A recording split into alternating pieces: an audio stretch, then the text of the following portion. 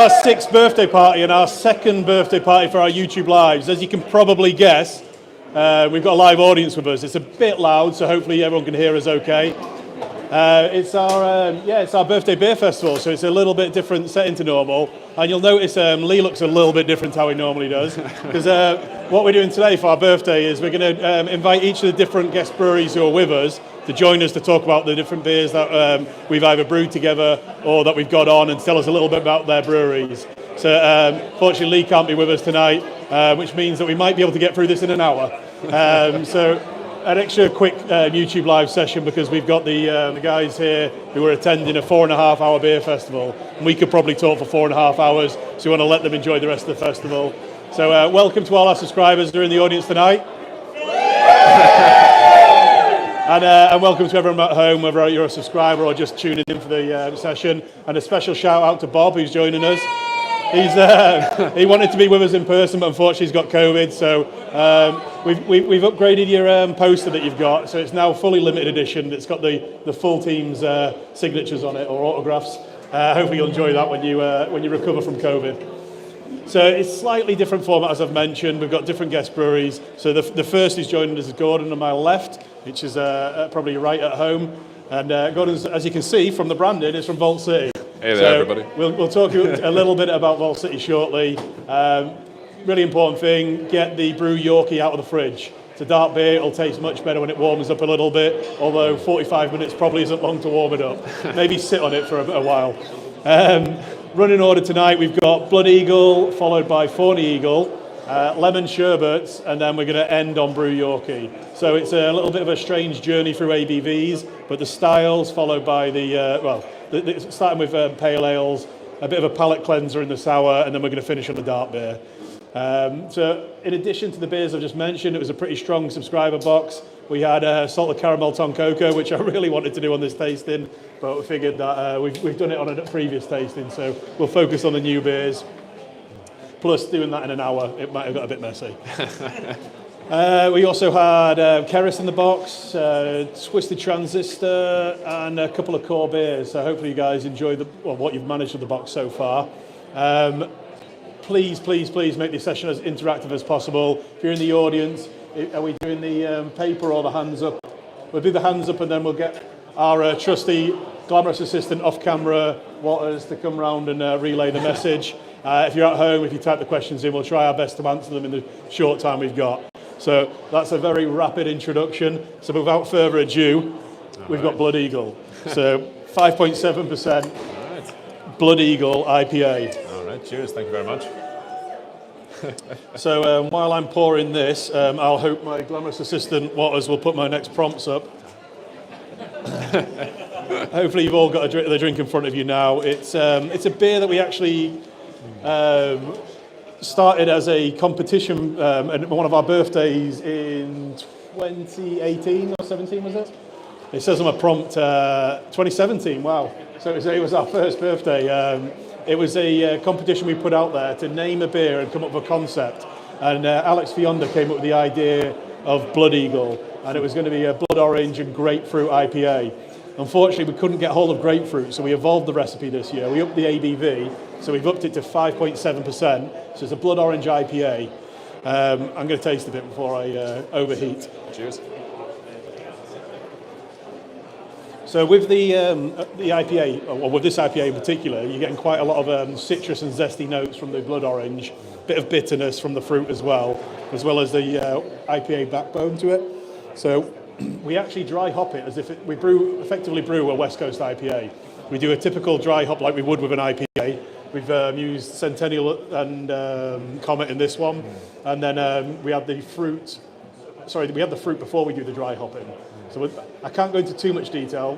One, because we haven't got enough time, and two, because Lee would normally bore you to death with that level of detail, but he's not here. So I don't want to talk too much about it. I'll talk more about the beer shortly, but what I do want to do is introduce Gordon properly and let him give you a little bit of information about Vault City while we've got this slot. So away you go. Tell us a little bit more about Vault City for anyone who's either not tried your beers or not been up to see you. All right. Well, hello everybody. I'm Gordon Taylor. I'm one of the packaging operatives at Vault City. And well, our main headline is that we brew modern sour beer. That's what we produce. So, if you've heard of us, it's ranging from just all sorts of different flavors, but the origin of it all started back in 2018. One of the co-founders, Steve, he started brewing sour beer out of his kitchen, and then eventually that started to grow a little bit more, and another popular brewery over in Dundee is 71 Brewing, and fortunately we were able to share a space with them at that point, and it proved well for a while, but of course, when you're working with sour beer, you're a bit worried about a bit cross-contamination perhaps with the type of yeast strains and things that you're using, so you have to be a little bit more careful about that. So fortunately the product kept growing, and so did the business, and now we're currently established in Portobello, Edinburgh, and it's a fantastic place to be. If you haven't been there, it's a lovely seaside town, and it's amazing. But the business, it's continuously on the grow, and we're consistently trying to really change what is already established within sour beer and produce stuff that we hope you all really enjoy. And I've seen a lot of smiles and stuff tonight at the festival, so thank you to all of you, and to everyone at home that's hopefully enjoying some Vault City beer, thank you as well. So cheers. That's a little bit about us, really. Well, myself and Lee first came across Vault City at Hop City's Dark and Wild City many years ago now. I can't remember, it's probably only 3 years ago. It feels like a long time. Yeah. Wow. And we love dark beers. We brew a lot of dark beers, but we also brew a lot of sours. And one of the things we found so refreshing about that festival was being able to come across, meet you guys who were relatively new at the time, and try some amazing sour beers that we just like. We obviously like fruity sour beers. We do a lot of them, and you guys were just making such standout, amazing beers. We wanted to try and do something. So I remember at the time reaching out and saying, if we ever get a chance, could we brew a beer together? And then because of COVID and everything else, it kind of got parked. And then started chatting to Joe at Edinburgh Craft Beer Festival last year, and while I was drinking your strawberry glitter bomb beer, which is really, we really don't talk about that one. It's a bit of a pain I hear from all accounts, but it's an amazing beer. It's absolutely fantastic. Like it's one of these things that everything that we're producing, it's just so different. When I first started at Vault City, I first met the whole team during one of the quarterly sort of get-togethers where they come up with a lot of the flavors and things that they're going to be producing. And at that point, I previously worked at just a primarily pale ale brewery, and I had some ideas on my phone that I thought were, a bit out there, a bit interesting. And then I think after an hour of talking with the rest of the team, you're just looking at that list, and you're like, nah, it's not interesting enough. So it's continuously pushing some really cool flavors, and I think one of the favorite things is working with breweries like you guys as well. Like, Thank you. It's always interesting to get new takes on what could be enjoyable, and it's always good fun. One of the anyone joining us at home may or may not know what the birthday specials are we brewed this year, because they're exclusively pouring this weekend. So if you're fortunate enough to be coming to visit us, you can try them while you're here. But one of the 4 collabs we've done is called Juice.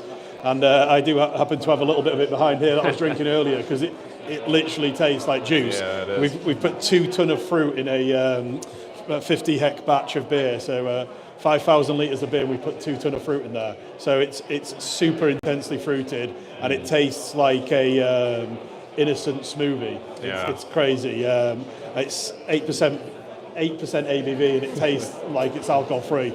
Yeah. So very dangerous. So you've got to be careful when you're drinking this beer, but it's really, really enjoyable.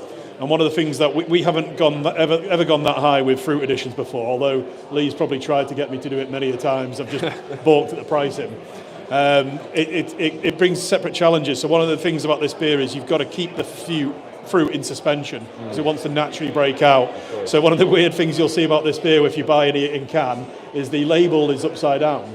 And it's upside down intentionally, because what we're trying to get you to do is, or get the bottle shops to do, is store it upside down on their shelves so that the label's the right way round.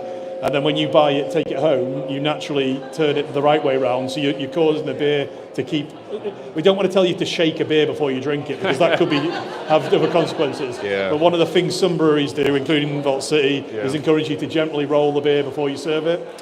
So we didn't think to put it on the label, so we had to kind of innovate and come up with an idea to do that. We've got it on our labels, this sort of shake and wake idea.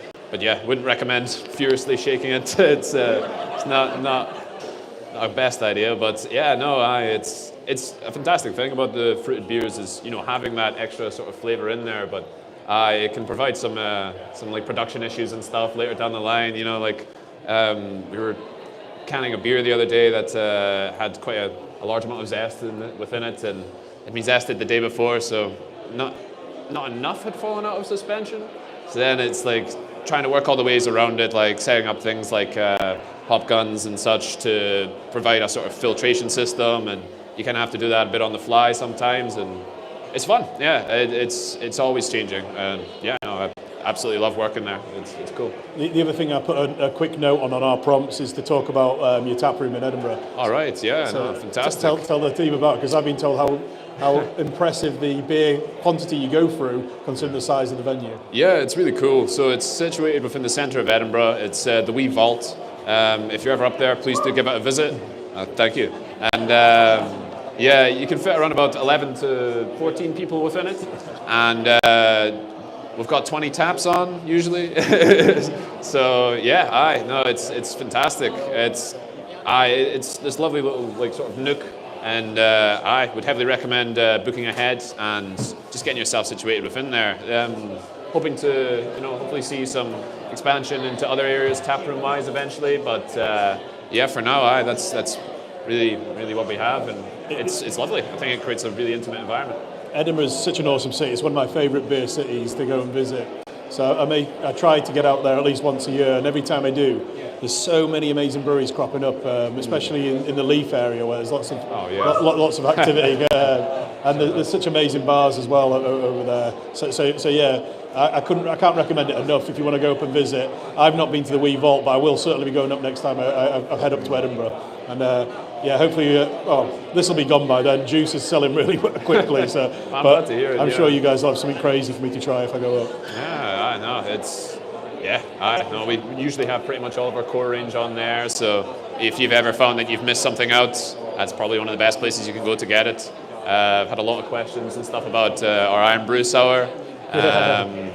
Yeah, it's a popular one, and if you're going to get it, it's the best place to try and go and get it. But I can't make any promises, sadly. But yeah, it's great stuff. So given how super rapidly we got to go through this today, we've got enough time for a written question and then any specific Vault City question before we move on to the next beer. So the first question up's a more generic question. It's about the Sweet Shop series. So it said, would we be interested in doing a biscuit series? Custard cream pale, bourbon biscuit stout. Yeah, definitely. One of the things about the Sweet Shop series is we had a few beer ideas in mind in advance, which is why we wanted to do it. And yeah, something like this, where if we get some really cool concept ideas going, we definitely do something similar. So anyone at home or in the audience with any specific Vault City questions? Got a question in the audience? Well, that was quick. So while we're getting the question, I didn't say too much about Blood Eagle because I was trying to rush through the whole concept thing. One of the things I did mention was we used blood orange in it. So we use blood orange puree and we add it into the fermenter. So during fermentation, while the yeast is converting the sugar into alcohol, once that initial process is completed, we add blood orange, we let the blood orange ferment out, and then we dry hop the beer. So we add hops in at that stage. So a little bit of a filler while we get the question.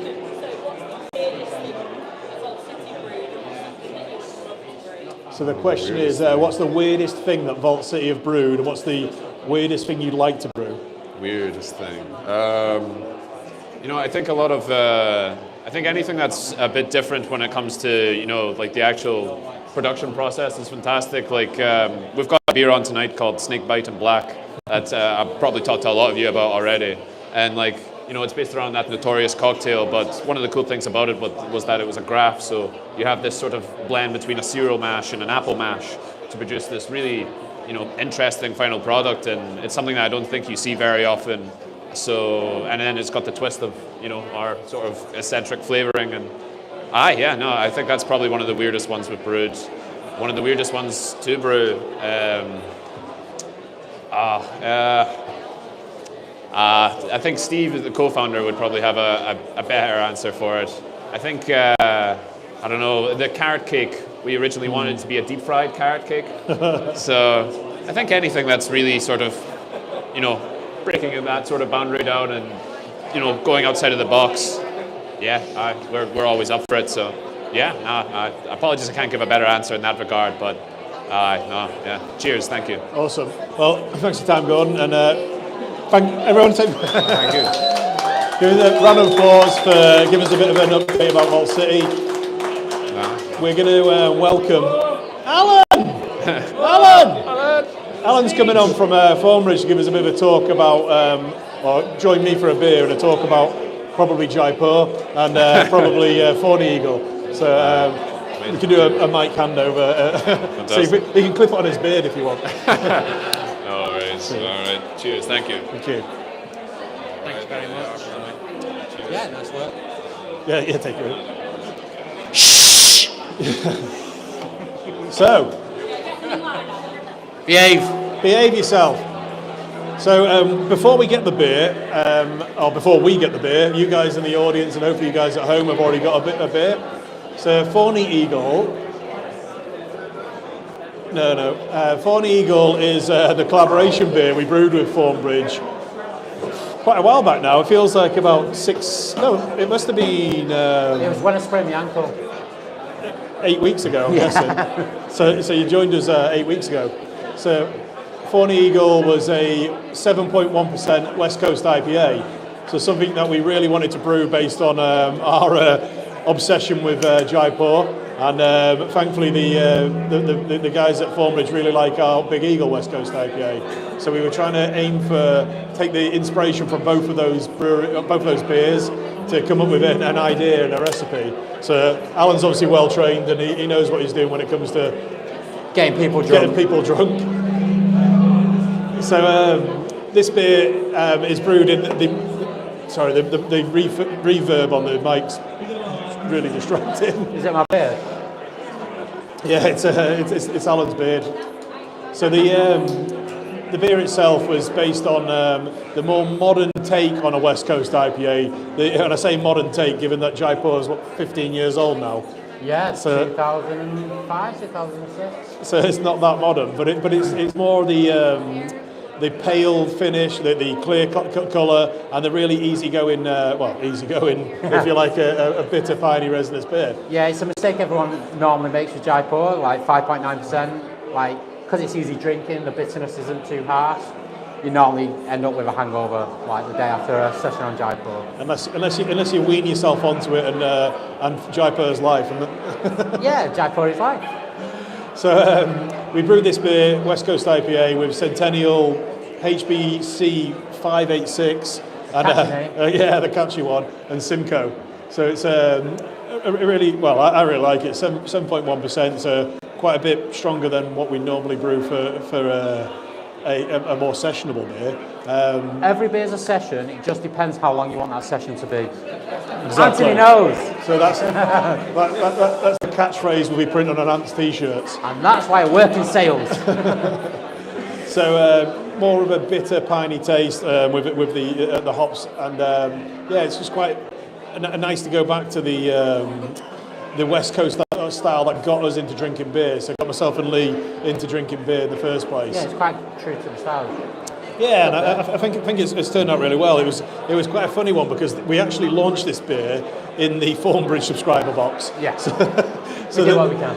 The beer came out to the Thornbridge subscribers before you guys. I'm sorry about that, but our box had just shipped, and we promised the Thornbridge guys that we would try and get it into their box, and you guys had to defer shipping your boxes quite a bit, didn't you? Straight to it. We had to delay it a while, but we got there. You got there. It's usually what we do. We usually have one beer we're waiting on last minute. This thankfully for you guys isn't, but one of the things we are going to do is in our next subscriber box, you guys are going to get our return leg collab that's going to be brewed at Thornbridge, which we're brewing next Thursday. So which is called... Don't you know? No one tells me. So I know the name, I just didn't know if I was allowed to say it. It's got Well, let's tell some night that. some night that. Some night Some that. night that. And There that you was go. that was from the Simon, the former founder. He turned up back in the office after spending a Friday YouTube session with us and a few beers, and he some night that. So that's what I it's left got. early and I sprained my ankle on the way home. I saw photos. It was yeah. My ankle turned into like a balloon. It was massive. So please don't base your experience of YouTube's on our experiences. No, but, that's it. but It's yeah. So yeah, really excited to be heading up to Bakewell next week to brew that. Yeah, it's going to be a pretty cool one. And one of the other things I'm really excited to be doing is we're actually pouring at Peak Ender this year. Have they not told you? Again. So how's all planning going for that? No, it's good. Thankfully, I have nothing to do with that. It's great. But like we've got 26 breweries, and it's like breweries whose beer we enjoy and who's the people we want to drink with. And Wayne. But so it's a really family orientated festival. I've gone over with the wife and kids before. It's dog friendly, and it's just a really nice time. We have a lot of bands on, a lot of local brands, local comedians. So it's just a really big. Can I swear? Yeah. It's a big piss up in a field. It's really nice. It's pints of cask. It's pints of good beer. It's a good festival. And there's loads of kind of like what we tried to do here. Do some talks, interactive with the breweries. You do the same thing. Yeah. You get the breweries into a tent, talk about the beers, do some tastings. It's not like we stole the idea, but we did something similar. Yeah. Everything's stolen. Nothing's original. Yeah, I mean, it's not like in your tap room you've got giant walls of cans and barrels on display or anything. But yeah, I expect the lawyers. So yeah, we like to take inspiration from each other. We don't copy. We get inspired. It's still, for the most part, for me anyway, it's still really a friendly, like contribution thing. Like everyone like borrows ideas, and it's the same in beer. Like it's all been done really, hasn't it? Yeah. Mostly. I was going to say if it I hadn't, say mostly. Yeah. We'll try, and if it hasn't been done, then if you hit Gordon up Volset, he'll probably do it before we will. That's true, yeah. We'll probably be next in line for doing the crazy stuff, but yeah.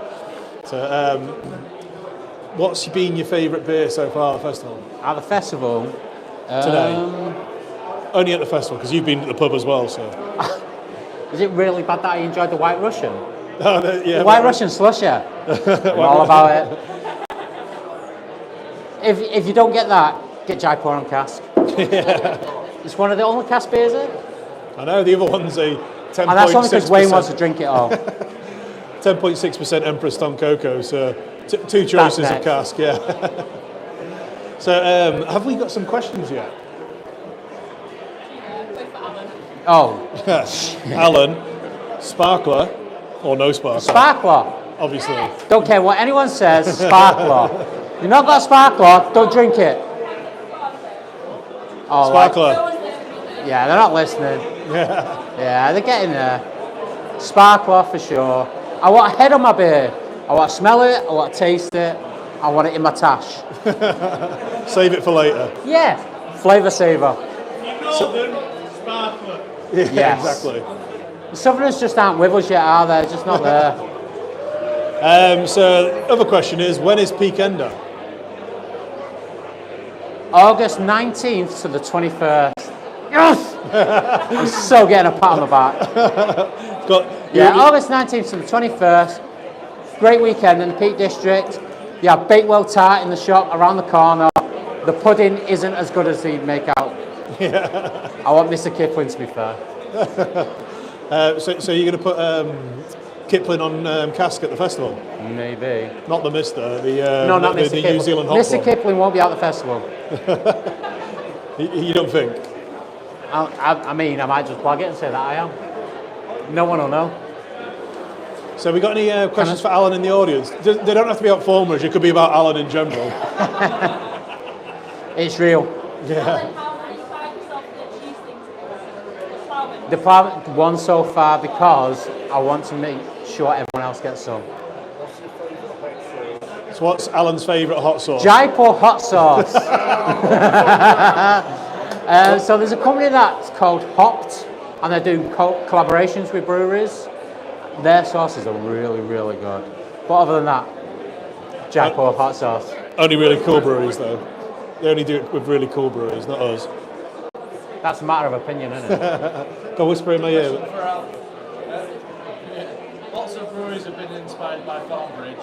Which breweries inspire you? So, question for Alan personally. Lots of breweries have been inspired by Thornbridge. So, what breweries are you inspired by? Have you heard of Full Circle? It's a good lead. So, like, some of my local favourite breweries are like Squawk in Manchester, Runaway, fantastic brewery. I don't know, I normally stay local. Brew York are alright, have you heard of them? But like, Brew York are making some fantastic beers, like the Empress on Coco's, fantastic.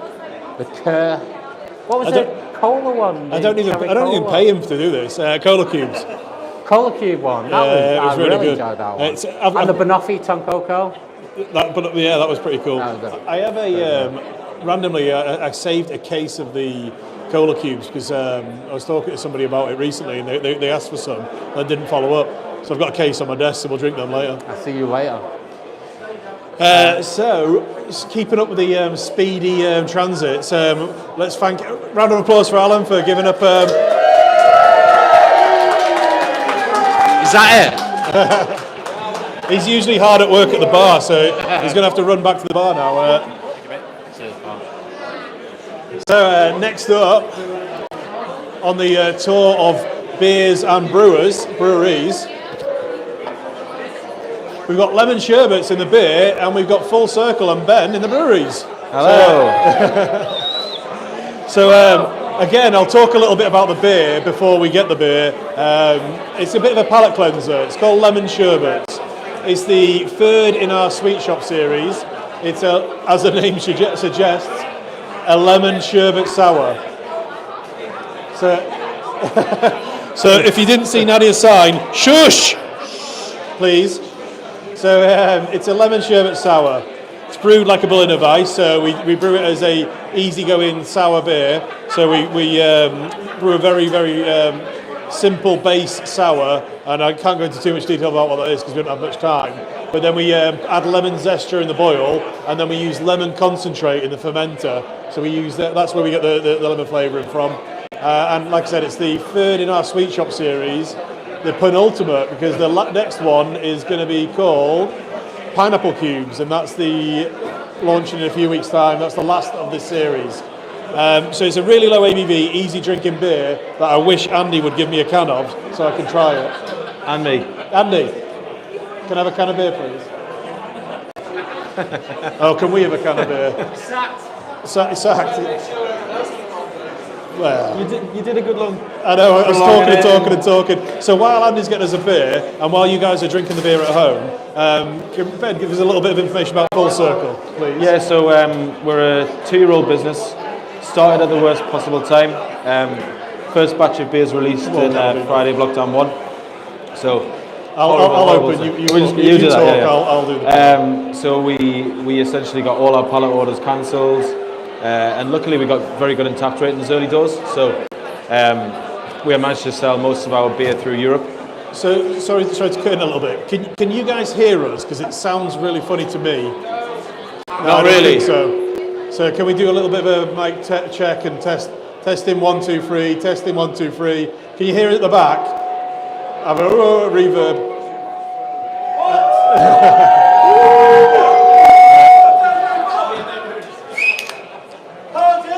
Here we go. We've got it. So back across the bed. Okay, so first year started in COVID, not a very good time to start a brewery, but we luckily managed to sell most of our beer through Europe.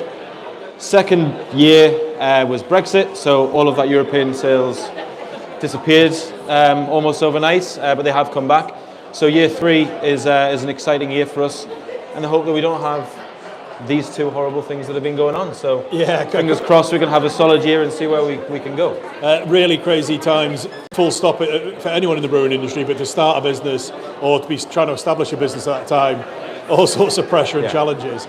Yeah. So we were aware of you guys before we'd even tasted your beers, because you guys You put a really cool tap room in, SSV equipment. It looks amazing, and I can't remember how you came to our attention, but a lot of people were talking about what you guys were doing. So it was really good to find out that your beer is just as good as the equipment and tap room, because sometimes there are breweries who get a lot of money. I'm not saying you've got a lot of money, but who have a lot of money, who spend a lot of money to do a good setup, and sometimes the beer doesn't back up what they've done, whereas your beer is amazing, and hence the SEBA award for Looper, best IPA in the country. We started tasting these guys' beers at different festivals once things started reopening. Really impressed with what they were doing, and we really wanted to brew a beer with them. So it's a great opportunity for us to do this. You guys pinged us a message about, I can't remember when it was, recently. We were like, oh, we were about to reach out to you guys. So it was really nice overlap there. No, it's been nice. We've never had, we don't actually have a commercial brewer initially. Our head brewer was a home brewer, and he won every award going at the local Brewdog. But brewing on a 100 litre kit is very different to brewing on a 3000. So we moved it up, and luckily the upscale worked and quality was good. And luckily we managed to win the SEBA award for Looper, our flagship IPA at 6.4. We went 3 years ago, and I remember Transmission from North won. Yeah. And that was the one beer I said I want us to be in this situation at one point soon when we make a brewery. So that was a big moment for us. And also won the Community Engagement Award as well. Yeah. So do you want to tell the people how that? Yeah, of course. So community engagement was for 3 different things. First one was International Women's Day. We do something with Pink Boots every year. So it's about getting women into the beer industry, more women into the beer industry. Second was we did a big thing around the hospitality sector. So the hospitality sector was on its knees for the last 2 years. So when everything opened back up again, March, April time last year, we did tap takeovers in many venues around the northeast to try and we gave them free kegs and big push, big events, get a big cash injection back in. So that worked really nicely for a lot of venues. And lastly, there was a big issue in Newcastle, some of you may not know, and they set something up called Street Watch, and it was all about male predators basically trying to find women on the streets late at night. So there was a foundation where women started going around, they were getting vans, they were making sure they were across the streets and trying to keep an eye on everyone. We did a huge push, we sold a load of beer at a huge discounted rate and gave them all the profits. And it worked really well. It was we raised quite a lot of money for them, and it was a very nice cause for the local area. So they were the 3 key things we did. Thank you. So pretty busy year so far, and it's only April. It's good to start on a high, because we've got all the festivals coming up. You guys are going to have a pretty manic year, I'm sure. Exports opening up again. It's I think hopefully you'll find this will be your big year. Yeah, I'm hoping so. We're hoping to double in turnover again this year. But one thing we've always noticed, especially with Brew York, is our events and marketing manager, who's down in the bar now. He's always looked at Brew York's website, looked at the staff, and he's like, how have they got so many staff? He's like, I do this job, this job, this job, and this job. I was like, I know, we'll get there. But these guys have done such a cracking job of growing that business. It's crazy, because it doesn't matter how many people we have in our team working for us. It does feel like we all do everything. So it's a good time to thank everyone who's helped us get the festival ready and set up. So we've got, obviously Nadia's done so much to organise and arrange this. So if you're enjoying the festival, huge round of applause there. We've got Andy, he hasn't done much, but we'll give him a round of applause. Almost all the graphics, all the visuals you're seeing is Ant's hard work. We've got a branding company, United by Design, who've helped us with the festival logo, but things like the hanging banners, the artwork, where he's taken those designs, that's Ant. We've got Waters, he hasn't done much, but you might as well give him a round of applause as well. Andy does all our events, so he's the one who's literally on his feet for 15 hours every day we're doing events. Usually gets rewarded by me asking him to make me a cup of tea when he's really tired. And then in particular our warehouse team. So we got Jay, who's been a superstar, helping us get everything reorganised for this. Him and his team have done such a good job, because normally we all do so much, but those guys in particular have really helped get this over the line, because we don't have a big events team. The events team is Andy. We all have day jobs to do, and we all then step in and help him out. So hopefully you guys are going to enjoy the festival. Anyone who's coming down to the festival will enjoy it as well. It takes a lot to make it happen, and really appreciate it for all these guys, and also the wider team who've stepped in and helped out wherever they can, who are working the bars at the moment and doing stuff, and for the other breweries who've come down to support us. And yeah, to the breweries. So and obviously to you guys for coming down and drinking all this beer. So cheers, guys. So now that I've thanked everyone with a little opportunity, can you guys supply me with some questions for Ben? Don't have to be for Ben, but he's in the hot seat, so we need to. So what's Full Circle's best seller, and what do you recommend for those who haven't tried your products? That's from Simon. Best seller is probably our 4.2% session pale repeater. Anything between 4 and 5 now is the way forward. Before that, it was anything between 6 and 8% last year, but it's totally flipped on its head. And our most popular is by far Looper. The one that won the award last week. So 6.4% New England style hazy pale. We've got very soft water profile in England, so it's very easy to do. So that's by far our most popular. So after the talk, obviously everyone who's been up here, you're gonna have to go try all their beers, but at least you've got a bit of an insight into which ones. Yeah. So what's Full Circle's favourite pub in Newcastle, and why is it the free trade? You can't ask that question. They're all just as good as each other. However,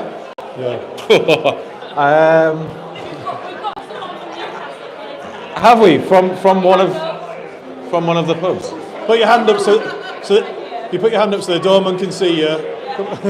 Yes. What's your favourite pub in Newcastle? And why is it free trade in? I'm trying to figure that. Free trade in. Yeah, I mean, we're very close to the free trade in. We always take every brew we collaborate with, we go down there. It's a cracking venue and an even better view. So just to make it easy, I'm going to say free trade in. Let's go with that. So good question.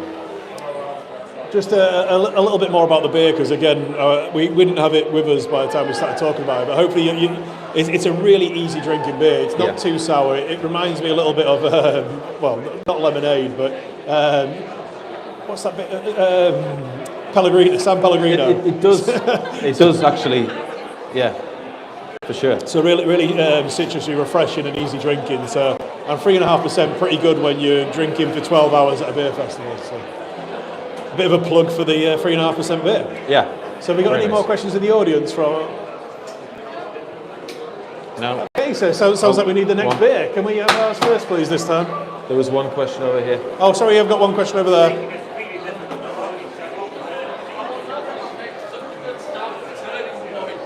Sorry? The Turning Point beer. Agreed. It was. I think the best stout we've done for sure. Yes, we did a stout that was similar to what you would do with your Tonka beans. I know you're big on the Tonka beans here. But yeah, unfortunately, it was them who brewed it, so we did it over at their place. But yeah, it was easy the best stout we've been in partnership with for sure. Yeah, it was really good. Awesome. Well, a round of applause then, please. Oh, sorry, round of applause for that. And a mic handover. You need to take your mic off before you Clip it on Matt's beard. Oh, thank you. No, we'll not do that. So we got a plastic bit of reverb feedback. So on to the fourth beer and the fourth brewery. So we've got Matt joining us from Siren. So back again. Hopefully you guys will remember Matt from a couple of months back when we did our Brewed Our Original collab. I'm going to do Nadia's thing now. Shh! Please be quiet! So we've got Matt joining us. We're going to do a little bit of a tasting of Brew Yorkie. So if you haven't already got it out and started pouring it, then please do. If Ant could supply me with a glass, please, that'd be amazing. He's running around with it. So we brought this out just in time for Easter. It was supposed to be our our Easter special. So I can't give you that one because it's mine. So Brew Yorkie, a 4.8% milk chocolate stout. So we used quite a not that complex, but we used 7 different types of grain in this beer to get the dark malty backbone. Carafa-free and chocolate malt and brown malt in particular contribute a lot towards the colour and the flavour of the beer. So you're getting the roasted notes coming through. Obviously, you've got no idea where we got this name from. A little bit of a fun play on our city and a famous chocolate bar, and we certainly haven't infringed on any trademarks there.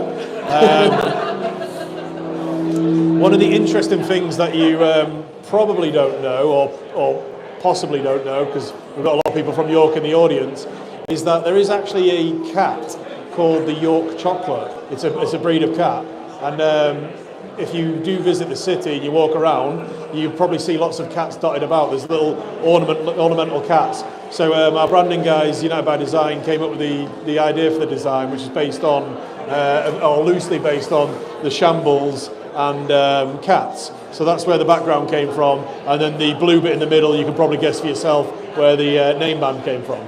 So I still haven't tasted this beer, so hopefully I don't pull a funny face for the first time trying it on camera.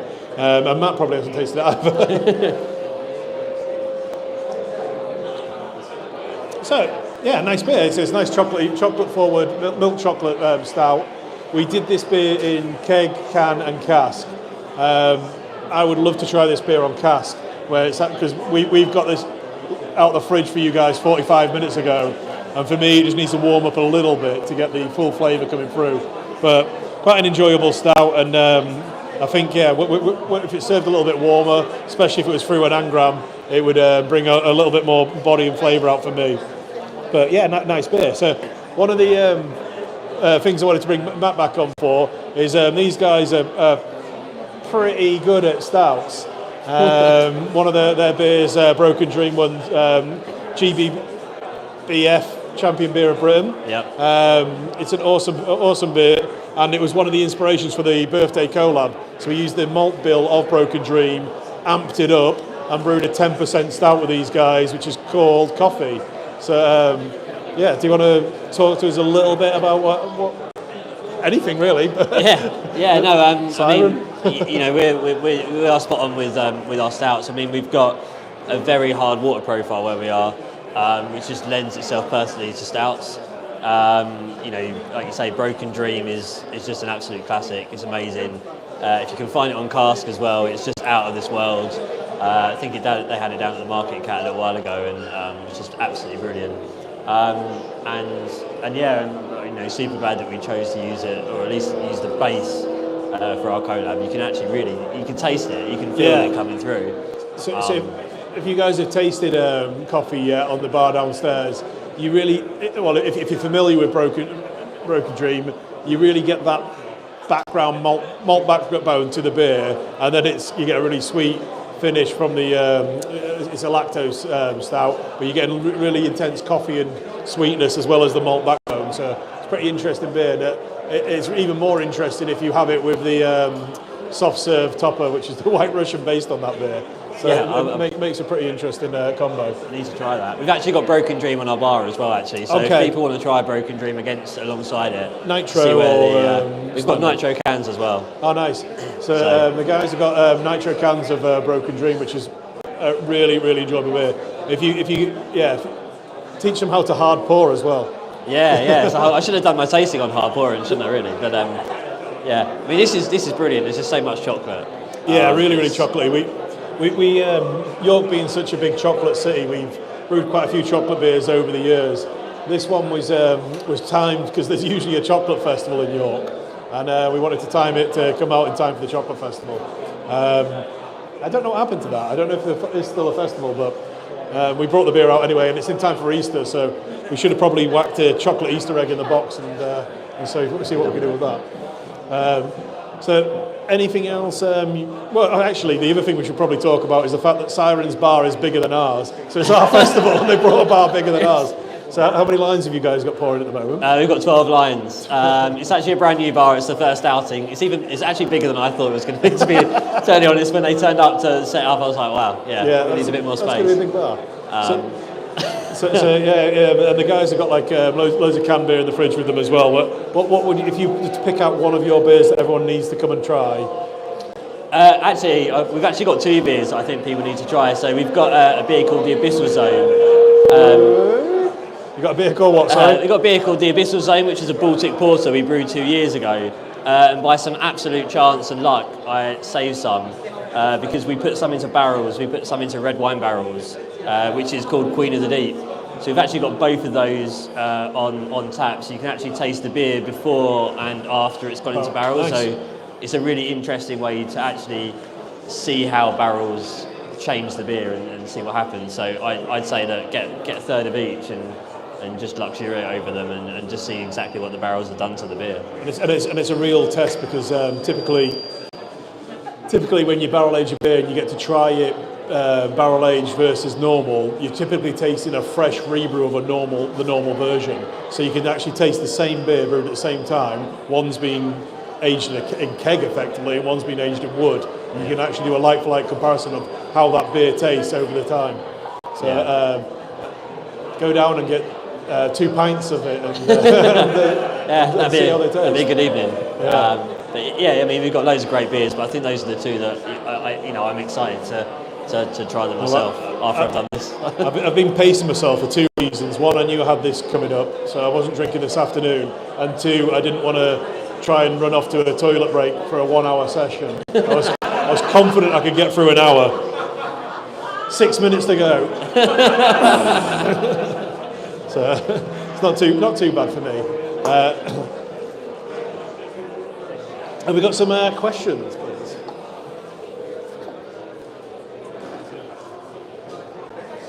Got a pile of questions now. So how long should the Maiden... Oh, we didn't even mention the Maiden. Matt did a tasting of Maiden about an hour ago. And a very, very well-attended session. So how long should the Maiden be aged for? That's from Bob. I mean, so the blend is released by us because we think that it's the ultimate blend and we think that it's a great time to drink it. But the beautiful thing about it is that it will develop over time. There's no particular right or wrong answer to it. I would always say drink some fresh and then save some. We even have some customers, some locals of ours who buy an entire case of it and they will drink one every single year so they can see how it develops. I'm not saying do that or do, but I think that the blend is designed to be enjoyed fresh, but it can be aged. So it's never going to spoil, it's never going to go bad. So. Well, I feel quite spoiled because I got a bottle of Maiden before it was available this year because the guys came up to brew with us 3 days before it launched. So that's in my cupboard at home, and Matt's just kindly passed me another bottle down there, which I might drink tonight, and I'll get to taste it fresh and have an aged version. So, has the success of Mavka surprised you? That's from Adam. I mean, Mavka's always been an amazing beer. It was always one of my favourite beers, and I think as soon as we found out what was happening over in Ukraine, it was a no-brainer. We've got to brew this.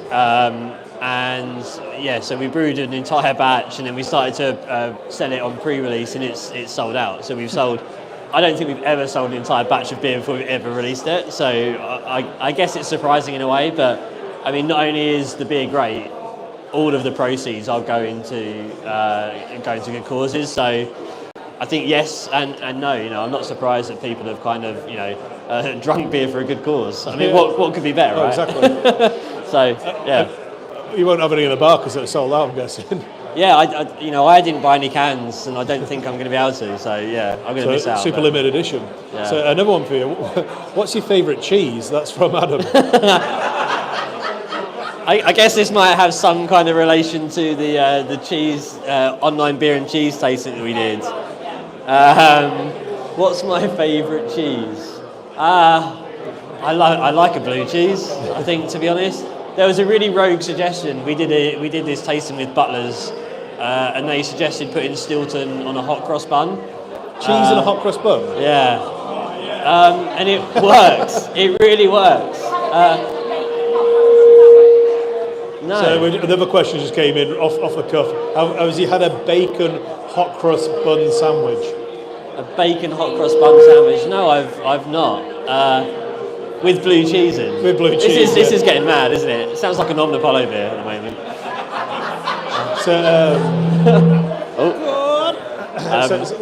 So cheese and beer is an awesome combo. Have you've been doing quite a few online ones, have you? Yeah, I mean, I'm actually into my beer and cheese, and I think a lot of the people at Siren were, so it kind of made sense. So we've done a couple of them, but I mean, we've got Maiden, which is the ultimate beer to have with cheese. Barrel aged barley wine with cheese. With cheese, and it's just, you know, I don't think there's much you can get that's better than that. So it kind of made sense for us to do it, really. So one of the things we've done in previous beer festivals. We usually do them when we go to away beer festivals where we've got a little bit less to organise. So maybe we'll do them at the next home beer festival as well. But you get a really big block of blue cheese and let it sit at room temperature. So it basically softens up and gets all the flavour coming out. And that, compared with Empress Toncoco, is immense. It's and it just doesn't, you don't feel it would work. So coconut tonka, vanilla and chocolate beer with a blue cheese just works so well. So maybe I'll buy a block of Stilton on the way in tomorrow and put it by the bar and see if anyone notices it to try it. But yeah, it's such a good combo. Yeah, it sounds like my street. I mean, you know, beer and cheese is just. Is there anything better? Well, yeah, melted cheese, beer and melted cheese. Yeah. Forget that. So, have we got any more questions from the audience while we're?